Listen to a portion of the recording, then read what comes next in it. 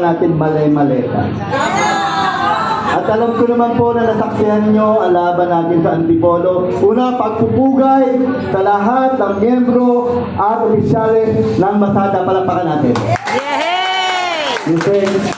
At sa ating mga opisyales, ako po ay nagpapasalamat na nandito tayong lahat at damang-dama natin yung ating pagkakaisa. At palakpakan natin, siyempre, ang susunod na presidente ng bansang Pilipinas, walang iba, kundi ang ating presidente, Bibi Sara Duterte! Duterte! Alam nyo, ang dami ngayong atake na ginagawa sa Kongreso. No? Isinulong nila na yung peke, na pirma, na kung saan majority. Alam naman natin ngayon ay focus. At matagal na nilang ginawa. Ngayon lang, kunwari, pinalalabas. Pero ito ang totoo. Hindi ma-impeach si Sara. Yay! Walang kakayanan ang administrasyon na ito para i-impeach ang ating magiging Pangulo. Tama ba? Tama! Kasi ito ay galawan nila na kung saan ay wala ng pag-asa. Desperate move ang ginagawa ngayon ng kasalukuyang pamahalaan ng administrasyon na kung saan nakita natin desperado. Lahat bayad. Tama ba? Tama! Lahat bayad. Lahat ng bote nila nakatanggap na yan ng malay-malay ng pera. Kaya paano pa tayo maniniwala sa ganitong uri ng pamamaraan o proseso ng sinasabi nilang impeachment? No. Tayong mga Duterte, tayong mga Sara All, tayong mga may dugo ng ating Pangulong Digong, hindi tayo magpapakatana. Tama! Sa pamamaraan. Tama! Palapakan natin! Woohoo! Alam ko, may mga nanonood ng mga national ngayon. Talaga naman, alam natin, next year, yung pong kanilang ginagawa na impeachment na yan, impeachment na ay hindi naman talaga yung magmamaterialize. At yan ay hindi magkakatotoo. Hindi mangyayari. Dahil alam natin, nakakampi ni Bibi Sara ang buong mamamayang Pilipino! Yes! Woo! Tama! Kakampi ng ating Bibi Sara, of course, ang ating mahal President Rodrigo Roa Duterte. Nakita ko yun dyan ang ating kaibigan, ang kahit Steve Esteban, magandang tanghali, magandang hapon po. Nakaisa natin nung panahon ng ating Pangulo ay mayor pa lang, ang MRRD, nakasama natin na dito sa Rizal, tayo ay sa mas bumilos, tumulong, sumuporta, at naniwala tayo. Noon nga, walang mayor, walang gobernador na naniniwala at nakampi ang ating dating Pangulo. Pero ano nangyari? Dahil sa pagsasama-sama ng mga mamamayang Pilipino, naluklok ang ating mayor, ang ating presidente. Mayor pa rin ang tawag natin dahil sabi nga niya, napaka-humble po nitong ating presidente. Huwag mo akong tatawagin na presidente. Sabi nga niya, bakit?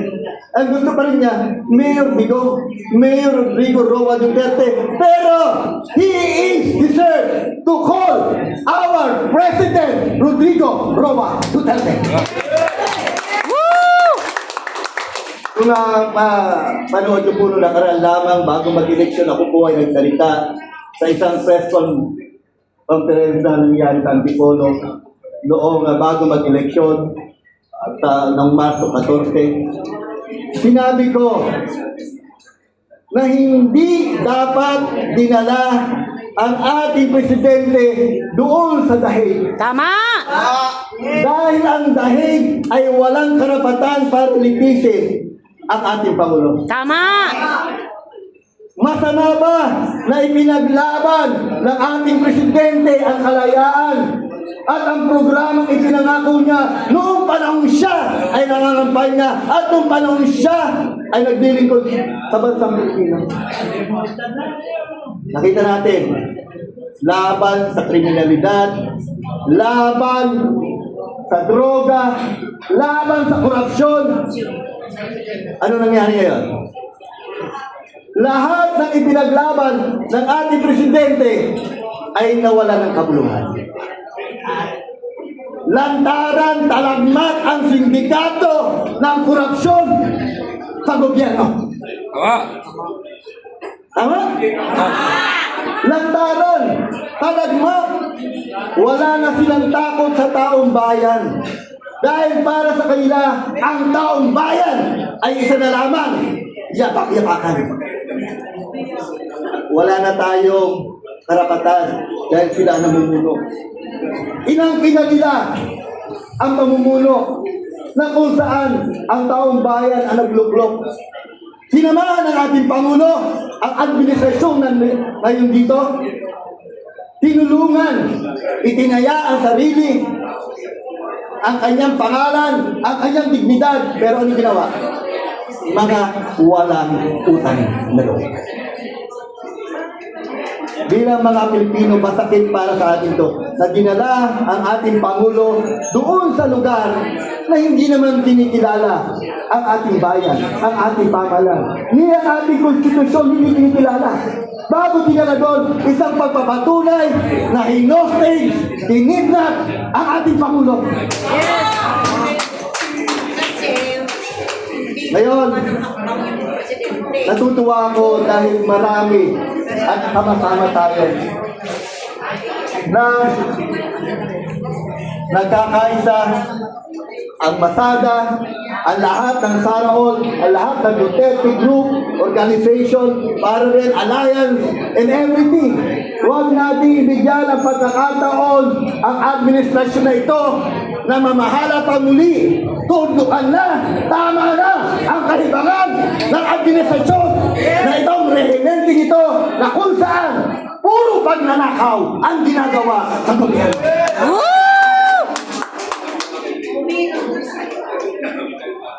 Nakakainis ano? Yes. Ano? I will express my feelings. Ano? I will express yung dismayado natin. Kapagkat nakita natin kung paano pamahalaan paghusayin ng ating dating Pangulo ngayon, ano nangyari? Nakakahiya ang Pilipinas! Nagagaling lang po namin sa Europe. No? Hindi lang tayo nabigyan ng pagkakataon na makapunta doon sa Dahig, doon sa High City. Pero sabi ko, hanggang doon pala sa Europa, ay naririnig mo ang ugong-ugong at kwentuhan at dismisan na hindi lamang mga Pilipino, kundi mga banyaga. Anong tingin sa Pilipinas?